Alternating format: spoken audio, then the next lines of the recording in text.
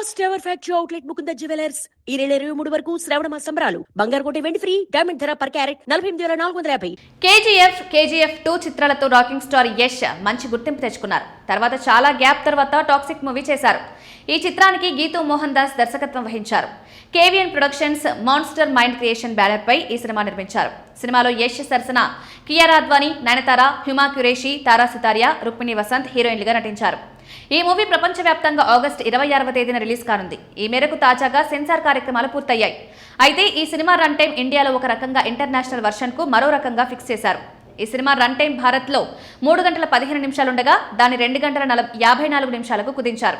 ఇండియాలో ఈ cinema run time సుమారుగా 174 నిమిషాలున్నట్లు తెలుస్తోంది. ప్రపంచవ్యాప్తంగా ఇంగ్లీష్ వర్షన్ను 3000కు పైగా స్క్రీన్లలో రిలీజ్ చేస్తున్నారు.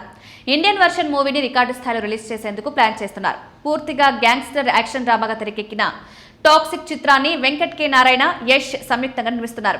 కేవీఎన్ productions, monster mind creations banners లపై ఈ సినిమా రూపొందుతోంది. యష్, గీతూ మోహన్ దాస్ కలయికలో వస్తున్న ఈ చిత్రం ఎంత భిన్నంగా ఉండబోతోందో ట్రైలర్ ని బట్టి చూస్తే ఇప్పటికే అర్థమవుతోంది. ట్రైలర్లోని కొన్ని సన్నివేశాలు చూస్తే యష్ పాత్రను పూర్తిగా విభిన్నమైన శైలిలో చూపించేందుకు దర్శకురాలు గీతూ మోహన్ దాస్ ప్రయత్నించినట్లు స్పష్టమవుతోంది.